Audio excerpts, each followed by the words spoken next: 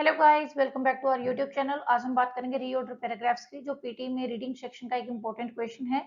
Reorder paragraphs में कुछ rule regulations होते हैं, अगर हम उनको फॉलो करते हैं तो हमारे जो आंसर्स है बहुत अच्छे से क्लियर हो जाते हैं। तो ये क्या होता है, एक जंबल पैराग्राफ होता है जिसमें हमें सेंटेंसेस को ऑर्डर में लगाना है। क्लियर। जो इसका मार्किंग क्राइटेरिया होता है, अगर हमारे पास जो ये क्वेश्चन दिया हुआ है इसमें 4 सेंटेंसेस है तो मार्किंग क्राइटेरिया हमारा जैसे रहेगा यहाँ पे, इसमें पेयर का आपको 1 नंबर दिया जाता है। तो अगर हमारा 1 और 2, 2, 3, 3, 4 ऐसे 3 पेयर्स बनते हैं तो हमारे जो नंबर ऑफ मार्क्स है यहाँ पे मैक्सिमम 3 रहेंगे। इन बिटवीन मान लीजिए आपका 1 to 2 एक पेयर ठीक है, फिर 2 to 3 नहीं है, और 3 to 4 फिर एक पेयर ठीक है, तो इट मीन्स हमें 2 मार्क्स मिलेंगे। तो यहाँ पे हमें पेयर के मार्क्स मिलेंगे, हमारे पेयर एक साथ सही होने चाहिए। क्लियर। अगर हमारा कोई एक सिंगल पेयर भी ठीक है तब भी हमारे यहाँ पे मार्क्स रहेंगे, तो हमें 1 पॉइंट मिलेगा। अगर हमारा पूरा ठीक है तो जितने भी नंबर ऑफ पेयर्स बनते हैं क्वेश्चन में उसके अकॉर्डिंगली मार्क्स मिलेंगे। सो जितने भी नंबर ऑफ सेंटेंसेस होते हैं -1 उतने ही नंबर का हमारा रीऑर्डर पैराग्राफ होता है। जैसे यहाँ पे 4 सेंटेंसेस है तो हमारे मैक्सिमम मार्क्स कितने रहेंगे, यहाँ पे 3 रहेंगे। Clear. Let's start with the question. जो हमारा फर्स्ट क्वेश्चन है वो है marshmallow test for a child. Final exam में हमारे पास जो रीऑर्डर पैराग्राफ है उसमें कोई हेडिंग नहीं आएगी इस तरह से। क्लियर। तो हमें ये क्लियर होना चाहिए। ये जस्ट मैंने आप लोगों की अंडरस्टैंडिंग के लिए दिया है कि आपका ये कौन सा क्वेश्चन चल रहा है, ताकि आपको एग्जाम में थोड़ा सा रिकॉल करने में हेल्प मिले कि आपने ये क्वेश्चन किया हुआ है और आप अच्छे से आंसर कर सके। फर्स्ट ऑफ ऑल हम जो डिफरेंट 4 सेंटेंसेस दिए हुए हैं उनको रीड करते हैं, फिर हम चेक करते हैं कि हम उनको कैसे अरेंज कर सकते हैं। Let's start. The child is told, if you don't eat this treat for 15 minutes, you can have both this one and a second one. The child is told, if you don't eat this treat for 15 minutes, अगर आपने ये treat 15 minutes के लिए नहीं खाई तो आपको you have both, आपको दो ट्रीट मिलेंगे, this one and a second one, ये भी मिलेगी और second में मिलेगी. The longer a child can resist the temptation has been correlated with higher general competency later in life. A 4 to 6-year-old child sits alone in a room at a table facing a marshmallow on a plate. Kids on average wait for 5 or 6 minutes before eating the marshmallow. तो यहाँ पे हमारा first sentence क्या होगा, हम check करते हैं।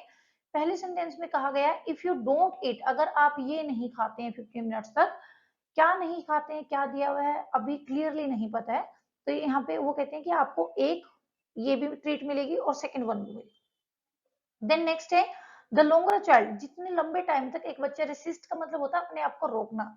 Resist the temptation, उस टेम्पटेशन मीन्स की जो प्लेट उसके सामने या जो खाने मतलब जो भी ट्रीट उनके सामने है, अपने आप को जितने लंबे टाइम तक रोक सकते हैं। हैज बीन कोरिलेटेड, उसको कोरिलेट किया गया है कि later on in life as an adult वो उतने ही जनरल कॉम्पिटेंसी में हायर होंगे। नेक्स्ट है a 4 to 6 year old child. अब यहाँ पे हमारे पास क्लियर दिया हुआ है a 4 to 6 year old child। कौन सा child, the child is told कहा गया है, कौन से बच्चे को कहा गया है, अ 4 to 6 year। तो यहाँ पे क्या एज क्लियरली मेंशन की गई है, एक 4 से 6 साल के बच्चे को। Sits alone in a room, room में अकेले बैठा, कहाँ बैठा है, रूम में। A table facing a marshmallow on a plate. जब भी हम कोई भी फर्स्ट सेंटेंस करते हैं तो हम चार चीजें नोटिस करते हैं, what, when, where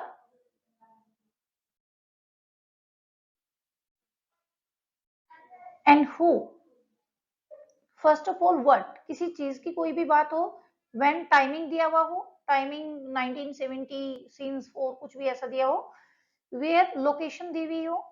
and who person, number of person, researchers, child, कुछ भी ऐसा जो सिंगल आपका कॉमन नाउन भी हो सकता है और प्रॉपर नाउन भी हो सकता है। क्लियर। तो यहाँ पे हमारे पास क्या दिया हुआ, अ 4 to 6 year old child. Child है, हु मिल गया हमें, हु कौन है, 4 to 6 year old child। Next है sits alone in a room, कहाँ बैठी है, रूम में। क्या है ये, वेयर, कहाँ, रूम। मीन्स किसी न किसी लोकेशन पे वो किसी रूम में है। At a table facing a marshmallow on a plate, facing a marshmallow on a plate, plate के अंदर एक मार्शमेलो, मार्शमेलो मीन्स कि बच्चे की जो फेवरेट ट्रीट है वो दी हुई है। तो यहाँ पे आ गया कोई भी व्हाट, क्या, किस चीज की बात है, facing a marshmallow on a plate, marshmallow on a plate. So it means ये क्लियर है कि ये हमारा फर्स्ट सेंटेंस है। तो सबसे पहले हमने क्या किया, फर्स्ट सेंटेंस क्या हमारा, third one, clear. A 4 to 6 year old child sits alone in a room at a table facing a marshmallow on a plate.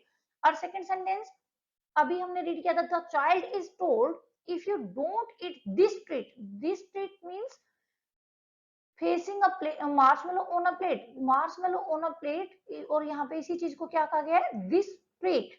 It means अगर आप इस ट्रीट को 15 मिनट्स तक नहीं खाएंगे, you have both this one and a second one. और second answer is first. So child को क्या कहा गया कि अगर आप 15 मिनट्स तक ये ट्रीट नहीं लेंगे तो इट मींस आपको ये भी मिलेगी और एक और दी जाएगी। देन नेक्स्ट है the longer a child can resist, एक बच्चे ने जितना लंबे टाइम तक अपने आप को रोक के रखा, कि ये कोरिलेट किया गया कि लेटर ऑन इन लाइफ वो उतने ही जनरल कॉम्पिटेंसी में क्या होंगे, हायर होंगे। नेक्स्ट एक फोर्थ सेंटेंस दिया है, kids on average wait for 5 और 6 minutes, kids on average wait 5 और 6 minutes before eating the marshmallow. यहाँ पे 15 मिनट्स वेट करने के लिए कहा गया है।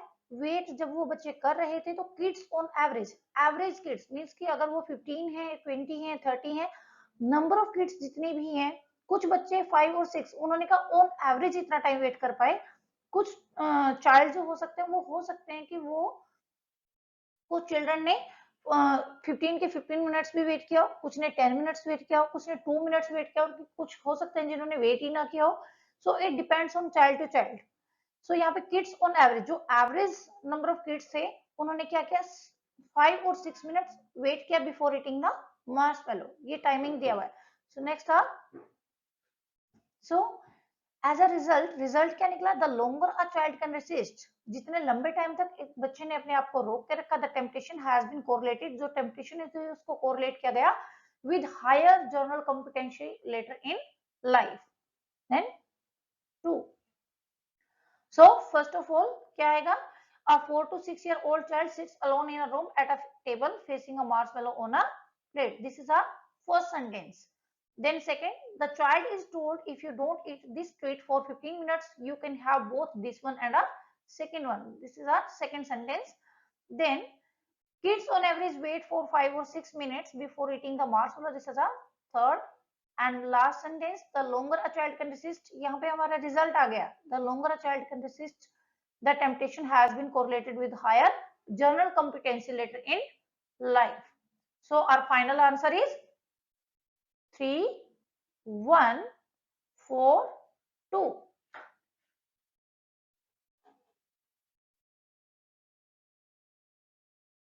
Our next question is about too much illness. Of course, most people are well enough to attend to their work, but nearly all are suffering from some ill mental or physical, acute or chronic. Of course, most people कि ज्यादातर लोग are well enough to attend to their work, ज्यादातर लोग अपने काम करते रहते हैं, but nearly लेकिन almost सभी क्या किसी न किसी बीमारी से ill, some ill mental और physical, कुछ को mental problems होती है, कुछ को physical होती है, कुछ को acute means कि जो छोटी मोटी बीमारियां होती है, और क्रॉनिक कुछ को जानलेवा बीमारियां होती हैं, लेकिन फिर भी लोग अपना काम करते रहते हैं।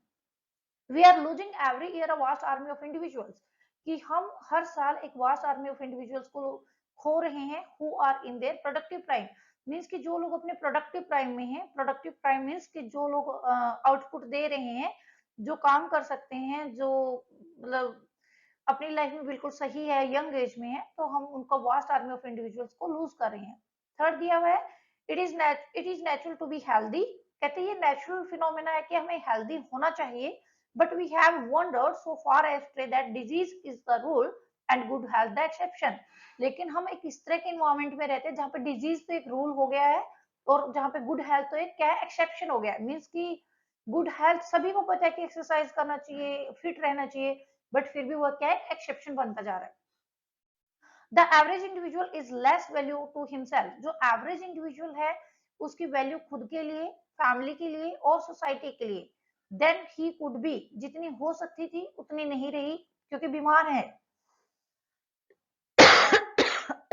Sorry, there is too much illness, too much suffering, की बहुत सारी इलनेस है और बहुत सारी क्या है, सफरिंग है। सो फर्स्ट ऑफ ऑल हमने चेक किया मोस्ट पीपल दिया हुआ, कौन से पीपल नहीं पता। वी आर लूजिंग, हम लूज कर रहे हैं तो इट मीन्स कुछ हुआ है जिसकी वजह से हम लूज कर रहे हैं।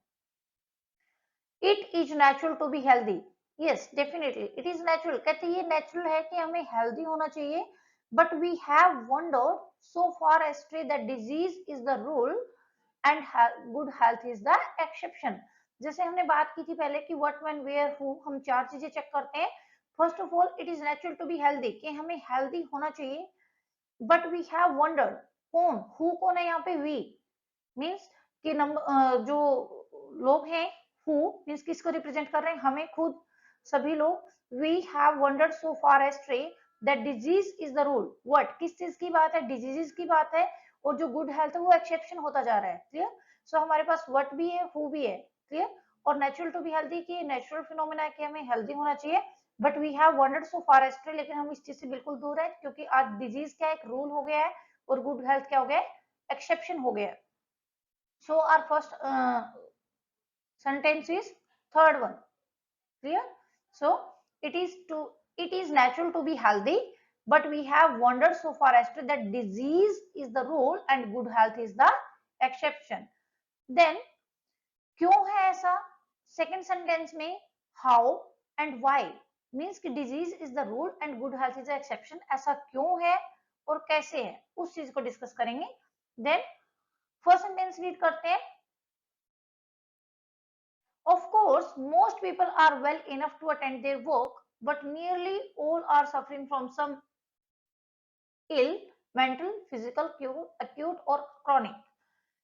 Of course, most people, जो ज्यादातर लोग हैं, are well enough to attend to their work, कि अपने काम अच्छे से अटेंड कर रहे हैं, but nearly means कि almost सभी, nearly all are suffering, सभी सफर कर रहे हैं from some ill, कुछ इलनेस को, कुछ मेंटल हो सकती है, फिजिकल हो सकती है, अक्यूट हो सकती है और क्रॉनिक हो सकती है। क्लियर? क्योंकि यहाँ पे फर्स्ट सेंटेंस में क्या बताया है, disease is the rule, disease तो एक रूल है, इट मींस ऑलमोस्ट सभी को है, तो किसी को कम है, किसी को ज्यादा है, किसी को फिजिकल है, किसी को मेंटल है। क्लियर? तो ये क्या है, एक फिनोमेना हो रखा है। Sorry our first sentence is third one, then our second sentence is first one. Then next, अब हमें यहाँ से क्या पता चला है कि हमारे पास क्या है, कोई मेंटली बीमार है, कोई फिजिकली बीमार है, कोई एक्यूट है, कोई क्रॉनिक है, इट मींस ऑलमोस्ट सभी लोग बीमार है। तो एज अ रिजल्ट क्या हुआ, there is too much illness, too much suffering, जितना ज्यादा हम बीमार होंगे उतना ही ज्यादा क्या करेंगे, सफर करेंगे। So our next sentence is there is too much illness and too much suffering. Then our next, अब बहुत सारी इलनेस है, बहुत सारी सफरिंग है, इसकी वजह से क्या हो रहा है, we are losing every year a vast army of individuals, हम एक vast army of individuals को खो रहे हैं who are in their prime, productive prime, जो अपने productive prime में है, means कि जो अच्छे से काम कर सकते हैं, जो प्रोडक्टिव हैं, फिर इकोनॉमी के लिए इंपॉर्टेंट है। So that is our next sentence. Then our last sentence, the average individual means कि जिनको हम खो रहे हैं तो उनकी वैल्यू क्या होती जा रही है, लेस वैल्यू होती जा रही है, हिमसेल्फ खुद के लिए, फैमिली के लिए और सोसाइटी के लिए, जो हो सकती थी उससे कम हो रही है। So that is our last sentence. So our first sentence is it is natural to be healthy, but we have wandered so far astray that disease is the rule and good health the exception. Then our next sentence is, of course, most people are well enough to attend to their work, but nearly all are suffering from some ill, mental or physical, acute or chronic. Then our next sentence is this one, there is too much illness, too much suffering, और इसकी वजह से क्या होता जा रहा है, we are losing every year a vast army of individuals who are in their productive prime.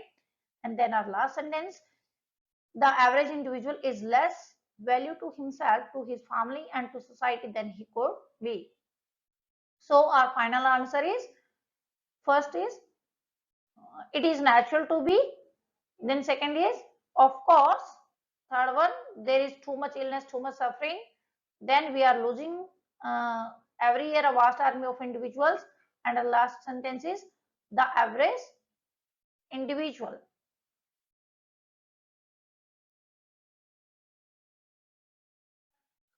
O'Keefe letters, she did, she सबसे पहले नहीं आएगा क्योंकि नाउन के बाद ही प्रोनाउन आता है, इट मींस पहले इनका कहीं ना कहीं नाम होगा। The two exchange 25,000 pages of letters between this and this time, it means काम के बारे में बात की है। O'Keeffe never formally recorded her theories about art correspondence with her husband. So first अब हमें क्या लग रहा है यहाँ पे, देखिए यहाँ पे क्लियरली क्या दिया हुआ है, प्रॉपर नाउन दिया हुआ है, क्लियर, ओकीफी किसी का नाम दिया हुआ है। O'Keeffe never formally recorded her theories about art, main topic किस चीज के बारे में है, आर्ट के बारे में, और आर्ट किसकी है, ओकीफी की। तो हमारे पास दो सेंटेंस के आगे हु, जो हम चेक करते हैं फर्स्ट सेंटेंस के लिए, who, what, when, where, who. So who and what किस चीज की बात है, आर्ट की बात है, clear? So O'Keefe never formally recorded her theories about art. So this is our first sentence. Then she did, otherwise उसके अलावा और क्या करती थी, she did however leave a long trail of interviews and letters, कहते इसके बावजूद भी वो एक long trail of interviews and letters छोड़ गए हैं, that reveal how she approached her painting practice, कहते वो अपनी पेंटिंग प्रैक्टिस कैसे करती थी, and the rituals, experiences and environments that inspired her, it means कि कौन से रिचुअल, एक्सपीरियंसेस और इन्वायरमेंट्स उनको इंस्पायर करते थे पेंटिंग करने के लिए, वो सारी चीजें उनके इंटरव्यूज में और लेटर्स में से साफ हमें पता चलती है उनके जाने के बाद भी। इसके अलावा और कहाँ से पता चलता है, correspond with her husband, means कि इसके अलावा अगर हम उनके हस्बैंड से बात करते हैं, correspondence with her husband, photographer Alfred Stieglitz, जी उनके हस्बैंड का नाम है, जो बाय प्रोफेशन क्या है, प्रोफेशन फोटोग्राफर है। इन पर्टिकुलर वो क्या कहते हैं, offer a raw honest glimpse into O'Keeffe creative mind, वो क्या एक ऑफर करते हैं कि वो कितने ऑनेस्ट ग्लिम्स, मतलब एक ऑनेस्ट ग्लिम्स देते हैं, एक झलक देते हैं ओकीफी कितने क्रिएटिव माइंड की थी, क्लियर, तो जो उनके हस्बैंड है वो उनके बारे में बताते हैं। Then our last sentence is the two exchanged 25,000 pages of letters between 1915 and 1946, during which time she found her voice as an artist. इस टाइम के दौरान उनको पता चला कि उनकी वॉइस क्या है, एज एन आर्टिस्ट वो एक्ट कर रहे हैं। First through her flower paintings and later through landscapes and surrealistic still lifes inspired by her mountainous school studied surroundings in New Mexico. जब वो न्यू मेक्सिको में थे 1915 टू 1946, उनको उस टाइम रियलाइज हुआ कि उनकी जो वॉइस है वो एक आर्टिस्ट की तरह है, और उन्होंने जो फ्लावर की जो पेंटिंग्स बनाई थी और जो लैंडस्केप और surrealistic जो इन्वायरमेंट था उनसे, वो जो माउंटेनस एरियाज में रहते थे वहां से इंस्पायर्ड हुए, और जब वो न्यू मेक्सिको में रहते थे, clear. So our first sentence is about O'Keeffe, कि उन्होंने कभी अपनी वॉइस को रिकॉर्ड नहीं किया, लेकिन थ्योरीज को रिकॉर्ड नहीं किया आर्ट के बारे में, लेकिन फिर भी वो बड़े फेमस थे क्योंकि उनके पीछे उनका क्या रह गया था, इंटरव्यूज और लेटर की एक लॉन्ग ट्रेल रह गई थी। इसके साथ साथ उनके हस्बैंड ने उनके बारे में बताया है कि उन्होंने एक रोज ऑनेस्ट ग्लिम्स दिया है उनके बारे में कि ओकीफी एक क्रिएटिव माइंड की लेडी थी। And our last sentence, the two exchange 25,000 pages जो लेटर्स हैं between 1915 to 1946, ये पूरा आपको क्लियरली समझाया गया है। So our first sentence is O'Keeffe, O'Keeffe never formally recorded her theories about art. Then second one is she did however leave a long trail of interviews and letters. And our third sentence is correspond with her husband, इसके अलावा अगर उनके husband से बात हुई है तो उन्होंने बताया honest glimpse दी ओकीफी के क्रिएटिव माइंड की। And our fourth sentence कि as a result 25,000 pages of letters between 1915 to 1946, उनको उस टाइम पता चला था कि हाँ उनकी वॉइस एक आर्टिस्ट के जैसी है, और फिर उन्होंने फ्लावर पेंटिंग्स के थ्रू और लैंडस्केप के थ्रू उन चीजों को अंडरलाइन किया, उन चीजों को जाना। So our first sentence is O'Keeffe, second one is she did, third one is correspond with her husband, and our last sentence is the two exchanged। मैंने आपको दोनों तरीकों से आंसर लिखवा दिए, आप किसी भी तरीके को फॉलो करके आप इस चीज की प्रैक्टिस कर सकते हैं। Then our next question, choose a school there are more than 100 schools in a country. There are more than 100 schools in a country में 100 more than 100 schools हैं. This is important that you see the facilities and accommodations around the schools. कहते हैं ये जरूरी है कि आप accommodations और facilities को check करें around the school कि कैसी हैं. Never if you can avoid it, अगर आप उस चीज को avoid नहीं कर सकते, accept the offer before going to the place and having a look. कहते हैं उस place पर जाएं और वहां का एक look लें. You should go and see once you have a chance. अगर हमारे पास चांस है तो हमें जाना चाहिए और देखना चाहिए. Because you might be living off campus in the second year. मे भी हो सकता है आप सेकेंड ईयर में कैंपस को छोड़ दें. सो फर्स्ट ऑफ ऑल हमारा फर्स्ट सेंटेंस क्या हो सकता है? कंट्री, लोकेशन दी हुई है हमारे पास, और मेन टॉपिक क्या है? 100 स्कूल्स की बात की है. मेन यहाँ पे स्कूल्स ही है. सो हमारे पास क्या दिया? व्हाट और where. So this is our first sentence. where there are more than 100 schools in a country. Country में more than 100 schools हैं. So next sentence, never if you can avoid it. अगर आप उसको कभी भी avoid नहीं कर सकते, accept a offer before going to the place. It means हमें मान लीजिए कोई भी हमें 3, 4, 5 कितने भी schools के बारे में बताते हैं, तो फर्स्ट ऑफ ऑल एक्सेप्ट कीजिए ऑफर को. Going to the place, school to school जाकर देखिए एंड हैविंग अ लुक, और चेक कीजिए. You should go and see once you have a chance. अगर हमारे पास चांस है तो हमें जाकर सारी चीजें चेक करनी चाहिए. Clear? So never if you can avoid it. अगर हम उसको अवॉइड नहीं कर सकते, सो एक्सेप्ट ऑफर, ऑफर को एक्सेप्ट कीजिए and going to the place and have a look. You should go and see once you have a chance. Then our third sentence, then this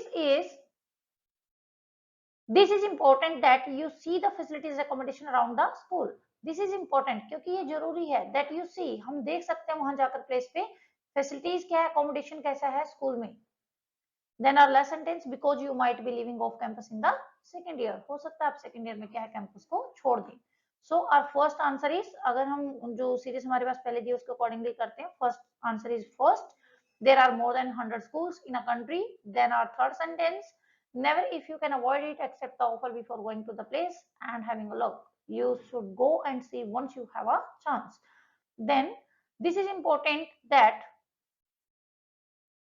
if you see the facilities accommodation around the school.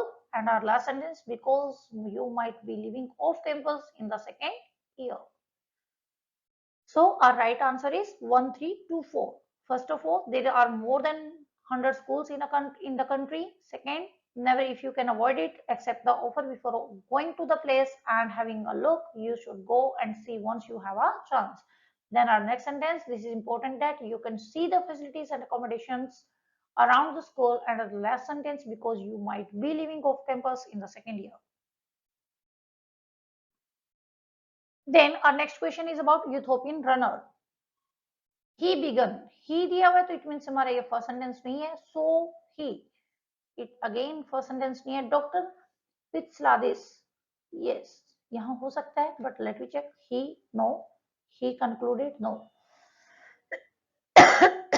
So our first sentence is, अभी हमने एक एक word दो word read किए तो हमें पता चला कि हमारा फर्स्ट सेंटेंस क्या हो सकता है. Doctor Pitsiladis has spent years trying to identify why European runners, कौन से runners, European runners from mountain regions are so successful.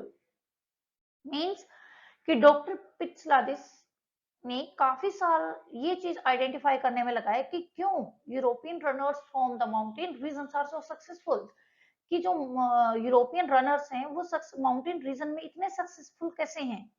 Then our second sentence, he began by taking DNA samples. He began by taking DNA samples but found that they all had a very different genetic makeup. He began by taking DNA samples. उन्होंने जब DNA samples को देखा but found that पाया all had a very different genetic makeup. सभी का अपना different genetic makeup है, differently genetics है उनमें. Then our next sentence, so did he looked at the East African. अभी East Africans की बात नहीं आई है. Then he tested those children and found that bodies proceed oxygen. No. From this, he concluded that there was nothing that could be identified genetically. हमारे पास second sentence में क्या genetic makeup की बात है, और हमारा जो थर्ड सेंटेंस है वहां पे जेनेटिकली एज ईस्ट अफ्रीकन की जो बात यहाँ पे दी हुई है, ये पहले यहाँ पे ईस्ट अफ्रीकन की बात ऑलरेडी यहाँ पे क्या है ऑब्जेक्टिव में दी हुई है। Clear? So from this means कि जो डीएनए सैंपल्स उन्होंने इकट्ठा किए थे, from this he concluded that, उन्होंने कंक्लूड किया देयर वाज नथिंग दैट, कहते ऐसा कुछ नहीं है, could be identified genetically, genetically ऐसा कुछ नहीं है कि एज ईस्ट अफ्रीकन, कि जैसा कि ईस्ट अफ्रीकन में उन्होंने देखा है। Clear? Then our next sentence 5, then East African की यहाँ पे बात थी, तो हम चेक करेंगे नेक्स्ट सेंटेंस में भी हमारे ईस्ट अफ्रीकन की बात। Clear? So he then looked at East African way of life. फिर उन्होंने ईस्ट अफ्रीकन जो लोग हैं उनकी वे ऑफ लाइफ को चेक किया and found that as children 68% all top Ethiopian और केनियन रनर्स, जितने भी यूथोपियन और केनियन रनर्स होते हैं, can runners run rather than walk, कहते हैं वो वॉक करने के बजाय रन करते हैं, to schools and back home, school जाते हैं, जब स्कूल से घर आते हैं, from the age of 5 onwards, 5 साल की एज से ज्यादा के लोग स्कूल्स में जाते हैं, घर आते हैं, कोई भी काम करते हैं, चलते नहीं है, दौड़ते हैं। सो ये कारण है। सो नेक्स्ट, देन हमारा नेक्स्ट सेंटेंस है, then second and then our last sentence is fourth one. Yes, he tested those children and found that, उन्होंने उन बच्चों को टेस्ट किया and found that, और क्या पाया, their bodies processed oxygen more efficiently than many adult elite athletes in Britain. Means कि जो उनकी बॉडी है उन बच्चों की, वो इतना अच्छे से ऑक्सीजन को प्रोसेस करती है, मोर एफिशिएंटली, इतना ज्यादा एफिशिएंटली प्रोसेस करती है एज कंपेयर टू जो एडल्ट इलाइट एथलीट ब्रिटेन में है उनसे भी कहीं ज्यादा। So our first sentence is doctor Pitsiladis has spent years of trying to identify why Ethiopian runners from the mountain regions are so successful. यहाँ पे हमारा नाउन टू प्रोनाउन, नाउन किसी का नाम दिया हुआ है, then pronoun, he began by taking DNA samples, उन्होंने कहां से स्टार्ट किया आइडेंटिफाई करना, डीएनए सैंपल्स लिए, और क्या पाया कि उनका जो जेनेटिकली मेकअप है वो क्या है, डिफरेंट है। जेनेटिक्स की बात है तो सेम सेंटेंस सेम स्ट्रक्चर को फॉलो करेंगे। Then our third sentence, from this he concluded that, यहां से उन्होंने कंक्लूड किया there was nothing that could be identified genetically as East African, कहते उन्होंने कंक्लूड किया नथिंग दैट, कहते ऐसा कुछ नहीं है जो उन्होंने आइडेंटिफाई किया जेनेटिकली एज ईस्ट अफ्रीकन, कि वो ईस्ट अफ्रीकन है इसलिए ऐसा करते हैं। देन जेनेटिकली डीएनए को छोड़कर फिर उन्होंने क्या चेक किया, देयर वे ऑफ लाइफ, क्या चेक किया, way of life. So he then looked at East African way of life, फिर उन्होंने ईस्ट अफ्रीकन की वे ऑफ लाइफ को चेक किया एंड फाउंड दैट, और क्या पाया, जो चिल्ड्रन, जितने भी बच्चे हैं उनमें से 68% of all top European and Kenyan runners run, दौड़ते हैं, रादर देन वॉक करने के बजाय, to school and back home from the age of 5 onwards. Then our last sentence, he tested two children, फिर उसके बाद उन्होंने बच्चों को टेस्ट किया और एंड फाउंड दैट, और क्या पाया, their bodies processed oxygen more efficiently, उनकी जो बॉडी है ऑक्सीजन को ज्यादा एफिशिएंटली प्रोसेस करती है as compare to adult elite athlete in Britain. So our right answer is Dr. Pitsladis. Then he began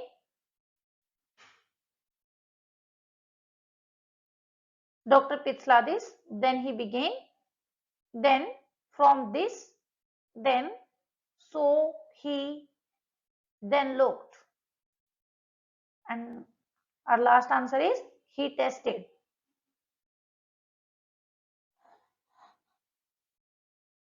Like, share and subscribe the channel for upcoming videos and also press the bell icon for notifications.